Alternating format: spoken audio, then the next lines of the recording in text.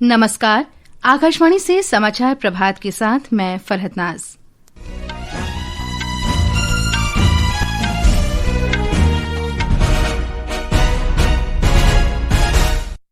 भारत ने 9वीं बार Asia cup cricket का खिताब जीता।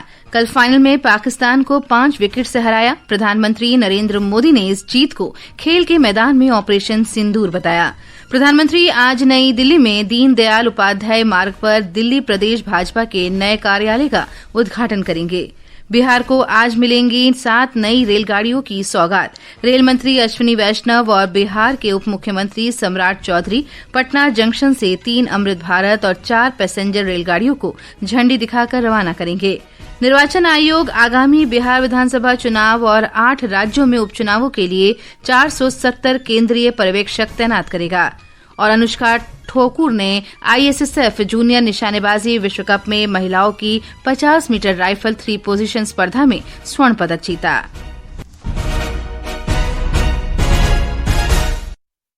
और अब समाचार विस्तार से। भारत ने 9वीं बार एशिया कप क्रिकेट का खिताब जीत लिया है। दुबई में कल रात टूर्नामेंट के फाइनल मुकाबले में भारत ने पाकिस्तान को 5 विकेट से हराकर ये उपलब्धि हासिल की। It's over. It's India who win the Asia Cup for the 9th time. It's been a thrilling final.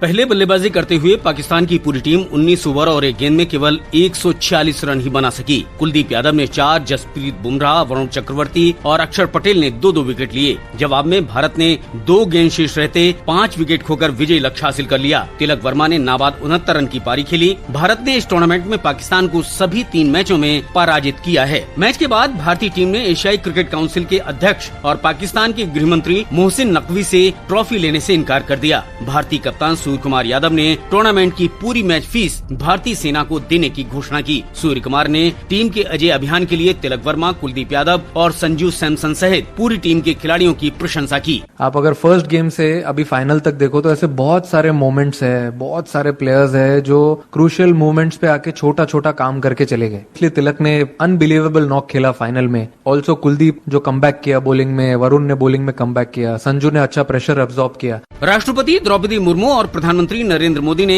भारतीय टीम को बधाई दी है। राष्ट्रपति ने भविष्य में भी भारतीय टीम का गौरव बने रहने की कामना की है। प्रधानमंत्री मोदी ने एशिया कप टूर्नामेंट में भारत पाकिस्तान फाइनल की तुलना ऑपरेशन सिंदूर से करते हुए कहा कि नतीजा वही रहा और भारत जीत गया। दुबई से विनोद कुमार की रिपोर्ट के साथ समाचार कक्ष से मैं मुकेश कुमार। प्रधानमंत्री नरेंद्र मोदी आज नई दिल्ली में दीनदयाल उपाध्याय मार्ग स्थित दिल्ली प्रदेश भाजपा के नए कार्यालय का उद्घाटन करेंगे। ये कार्यक्रम नवरात्रि समारोह के दौरान हो रहा है। दिल्ली भाजपा अध्यक्ष वीरेंद्र सचदेवा ने कहा कि नया कार्यालय केवल कार्यस्थल ही नहीं बल्कि संस्कारों का केंद्र है, जहां कार्यकर्ताओं के बीच पार्टी की संस्कृति और भावना का पोषण होता है। उन्होंने उद्घाटन को दिल्ली में पार्टी की यात्रा का ऐतिहासिक पल बताया। हमारे कार्यकर्ताओं की मेहनत, इच्छा शक्ति, उसका परिणाम है आज हमारा अपना एक स्थायी पता दिल्ली के सभी कार्यकर्ताओं को मिल गया है। माननीय प्रधानमंत्री जी इसका उद्घाटन करेंगे, माननीय राष्ट्रीय अध्यक्ष जी वहाँ होंगे, माननीय मुख्यमंत्री हमारी दिल्ली की होंगे, हमारे सांसद, हमारी दिल्ली की सरकार के मंत्री, केंद्रीय मंत्री, राष्ट्रीय पदाधिकारी, ये सब साक्षी होंगे उस ऐतिहासिक पल के। बिहार को आज 3 अमृत भारत एक्सप्रेस सहित 7 नई रेलगाड़ियों की सौगात मिलेगी। पटना को 4 पैसेंजर रेलगाड़ियां भी मिलेंगी। रेल मंत्री अश्विनी वैष्णव और बिहार के उप मुख्यमंत्री सम्राट चौधरी पटना जंक्शन से इन रेलगाड़ियों को झंडी दिखाकर रवाना करेंगे। हमारे संवाददाता ने बताया है कि रेल मंत्री वीडियो कॉन्फ्रेंसिंग के जरिए उद्घाटन समारोह में शामिल होंगे। दीपावली और छठ पूजा से पहले बिहार के लोगों के लिए ये एक बड़ी सौगात है। आज से शुरू होने वाली नई रेलगाड़ियों से बिहार वासियों को किफायती और सुखद रेल यात्रा की सुविधा उपलब्ध होगी। मुजफ्फरपुर से हैदराबाद के चरपल्ली, दरभंगा से राजस्थान के मदार और छपरा से आनंद विहार के बीच अमृत भारत एक्सप्रेस रेलगाड़ियों का परिचालन शुरू होगा। वहीं पटना से बक्सर, नवादा से पटना, झाझा से दानापुर और पटना से इस्लामपुर के बीच नई पैसेंजर रेलगाड़ियों का परिचालन शुरू होगा। इससे पटना और आसपास के क्षेत्रों के लोगों को आवाजाही में काफी सुविधा होगी। धर्मेंद्र कुमार राय, आकाशवाणी समाचार, पटना। प्रधानमंत्री नरेंद्र मोदी के नेतृत्व में सरकार सेवा और सुशासन के मंत्र से प्रेरणा लेते हुए परिवर्तन और प्रगति लाने के लिए लगातार प्रयास कर रही है। आज इस विशेष श्रृंखला सेवा पर्व में हम आपको जानकारी दे रहे हैं कि कैसे मोदी सरकार ने पीएम गतिशक्ति राष्ट्रीय मास्टर प्लान के माध्यम से ढांचागत विकास को क्रांतिकारी बनाया।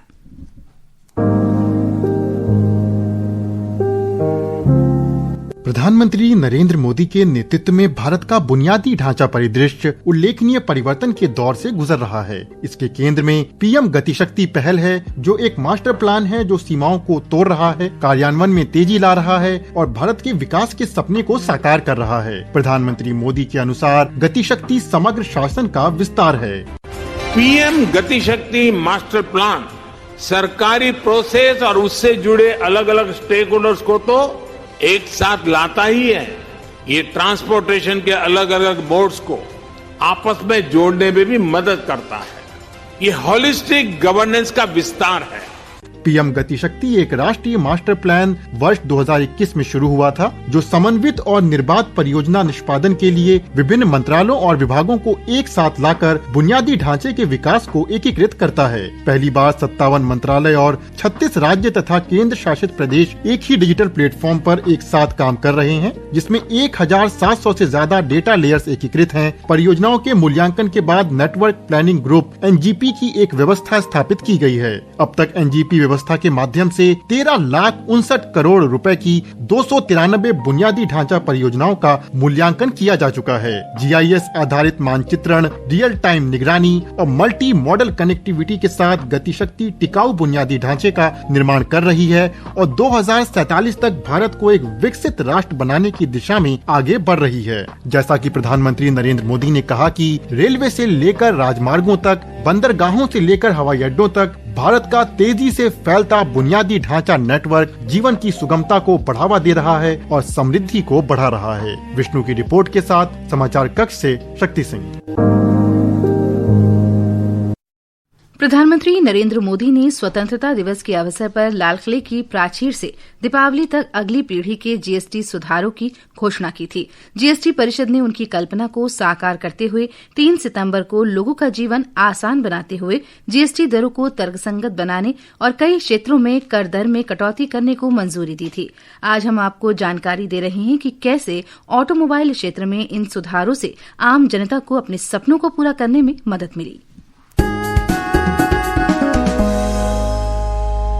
सरकार ने आम आदमी को राहत देने के लिए कई खाद्य पदार्थों पर करों में कटौती करके अगले पीढ़ी के जीएसटी सुधारों की घोषणा की है। जीएसटी 2.0 के तहत पिज्जा, ब्रेड, खाखरा और चपाती पर पहले 5% कर लगता था, जो अब पूरी तरह कर मुक्त कर दिया गया है। इसी तरह पराठा और डिब्बाबंद खाद्य वस्तुओं पर जहां पहले जीएसटी कर 18% लगता था, वह अब पूरी तरह से हटा दिया गया है। जीएसटी करों में इस महत्वपूर्ण कटौती का उद्देश्य आम आदमी का जेब खर्च कम करना और उसके आर्थिक बोझ को कम करना है। इसके साथ ही सरकार ने सॉस और मसालों जैसे करी पेस्ट, मेयोनीज और मिश्रित मसालों पर भी कर की दर 12% से घटाकर 5% कर दी है। करों में इस बदलाव का मकसद भोजन की सामर्थ्य में सुधार, दैनिक पोषण सुनिश्चित करने और उपभोग को प्रोत्साहित करने के साथ साथ परिवारों को आर्थिक राहत प्रदान करना है। आकाशवाणी समाचार से बात करते हुए लखनऊ निवासी रिया ने जीएसटी करों में हुए सुधारों का स्वागत किया। उनका कहना है कि नए सुधारों से मध्यम और निम्न मध्यम वर्ग के परिवारों को बड़ी राहत मिली है। अभी सरकार ने जीएसटी में जो बदलाव किए हैं, ये निम्न और मध्यम वर्ग के परिवार के लिए लाभदायक है। साथ ही सरकार ने जो सामानों पर जीएसटी कम किया है, ये हमारे लिए सरकार की तरफ से एक तोहफा है। प्रधानमंत्री नरेंद्र मोदी ने भी इस महीने की 21 तारीख को नागरिकों से स्वदेशी उत्पाद खरीदने का आग्रह किया है। उन्होंने कहा है कि घरेलू उद्योगों, छोटे निर्माताओं, स्थानीय कारीगरों और एमएसएमई को नागरिक अपना सहयोग दें। रोहन के साथ नितिका गुप्ता, आकाशवाणी समाचार, नई दिल्ली। ये समाचार आकाशवाणी से प्रसारित किए जा रहे हैं। ताज़ा समाचार जानने के लिए आप हमारे social media handle X @AIR News Hindi को फॉलो कर सकते हैं। समाचार प्रभात में आपका फिर स्वागत है।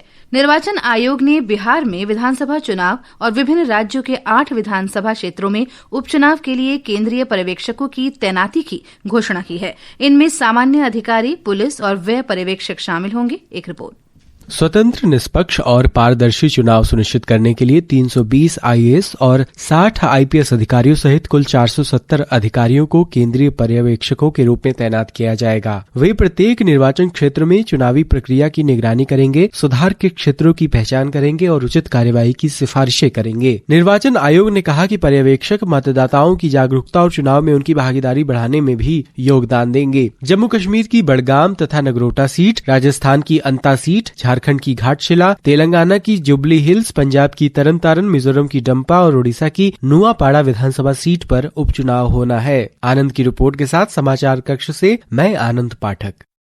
आकाशवाणी का समाचार सेवा प्रभाग आज रात 9:30 बजे फोन इन कार्यक्रम पब्लिक स्पीक में जीएसटी बजट उत्सव प्रत्येक परिवार के लिए बचत का अवसर विषय पर परिचर्चा प्रसारित करेगा। आर्थिक विश्लेषक डॉक्टर अमन अग्रवाल इस परिचर्चा में भाग लेंगे। वहीं आकाशवाणी का समाचार सेवा प्रभाग के फोन इन कार्यक्रम मार्केट मंत्र में आज शाम 6:30 बजे हाल में लागू अगली पीढ़ी के जीएसटी सुधारों से संबंधित प्रश्नों के उत्तर दिए जाएंगे। श्रोता शाम 6:30 बजे से प्रश्न पूछने के लिए फोन कर सकते हैं। नंबर है 011-2371-7171 और 011-2331-4444। मौसम विभाग ने सौराष्ट्र, कच्छ, गुजरात, कोंकण, गोवा और मध्य महाराष्ट्र में अलग अलग स्थानों पर आज बहुत तेज वर्षा की संभावना व्यक्त की है। अंडमान निकोबार द्वीप समूह, छत्तीसगढ़, नागालैंड, मणिपुर, मिजोरम और त्रिपुरा के कुछ हिस्सों में भी अगले 2 से 3 दिनों के दौरान मध्यम वर्षा हो सकती है। खेलों में भारत की अनुष्का ठोकुर ने जूनियर निशानेबाजी विश्व कप में कल महिलाओं की 50 मीटर राइफल 3 पोजीशन में स्वर्ण पदक जीत लिया है। नई दिल्ली के डॉक्टर करणी सिंह रेंज में 50 मीटर राइफल प्रोन स्पर्धा में जीत के बाद ठोकुर का इस प्रतियोगिता में ये दूसरा स्वर्ण पदक था। ये समाचार हमारी वेबसाइट www.newsonair.gov.in और हमारे news on AIR mobile app पर भी उपलब्ध हैं। और अब आज के समाचार पत्रों की सुर्खियों के साथ है नवीन सक्सेना। धन्यवाद फरहत। विश्व चैंपियन भारत की पाकिस्तान पर जीत का समाचार आज सभी समाचार पत्रों की पहली सुर्खी बना है। अमर उजाला लिखता है, विजय तिलक, भारत को 9वीं बार एशिया कप का ताज। लोकसत्ते के शब्द हैं, भारत एशिया कप बादशाह, फाइनल में दी पाकिस्तान को मात। राजस्थान पत्रिका ने साइबर अपराध पर खबर प्रकाशित की है। साइबर ठगी पर एआई की लगाम, फोन नंबर और आईपी होंगे block. Pre data analysis fraud रोकने में करेगा मदद। राष्ट्रीय सहारा ने करोड़ भगदड़ की खबर प्रकाशित की है। पत्र लिखता है, मृतकों की संख्या 40। टीबीके ने जांच के लिए मद्रास हाईकोर्ट का किया रुख। देशबंधु ने भी इस खबर को सचित्र प्रकाशित किया है। पीएम मोदी की मन की बात में बिहार के छठ और मधुबनी पेंटिंग का हुआ जिक्र। प्रधानमंत्री बोले, स्वदेशी अपनाएं, स्वच्छता रखें और महिला शक्ति को करें सलाम। हरिभूमि की सुर्खी है। दैनिक भास्कर ने इंडोनेशिया की राजधानी जकार्ता में फेस्टिवल चिलुंग की तस्वीर प्रकाशित की है, जिसमें लोग एक खास तरह की नाव पर नजर आ रहे हैं जो पूरी तरह से प्लास्टिक की बोतलों से बनी हुई है। पत्र लिखता है, प्लास्टिक के बोतलों से बनी नावों से दिया प्रदूषण के खिलाफ संदेश। धन्यवाद नवीन। और अब रुख करते हैं देश भर में जारी त्योहारों की धूम की खबरों का। आज नवरात्रि का 7वां दिन महासप्तमी है। ये दुर्गा पूजा की शुरुआत का प्रतीक है। और अंत में मुख्य समाचार एक बार फिर। भारत ने 9वीं बार एशिया कप क्रिकेट का खिताब जीता। कल फाइनल में पाकिस्तान को 5 विकेट से हराया। प्रधानमंत्री नरेंद्र मोदी ने इस जीत को खेल के मैदान में ऑपरेशन सिंदूर बताया। प्रधानमंत्री आज नई दिल्ली में दीनदयाल उपाध्याय मार्ग पर दिल्ली प्रदेश भाजपा के नए कार्यालय का उद्घाटन करेंगे। बिहार को आज मिलेगी 7 नई रेलगाड़ियों की सौगात। रेल मंत्री अश्विनी वैष्णव और बिहार के उप मुख्यमंत्री सम्राट चौधरी पटना जंक्शन से 3 अमृत भारत और 4 पैसेंजर रेलगाड़ियों को झंडी दिखाकर रवाना करेंगे। निर्वाचन आयोग आगामी बिहार विधानसभा चुनाव और 8 राज्यों में उपचुनावों के लिए 470 केंद्रीय पर्यवेक्षक तैनात करेंगे। इसके साथ ही समाचार प्रभात का ये अंक समाप्त हुआ। नमस्कार।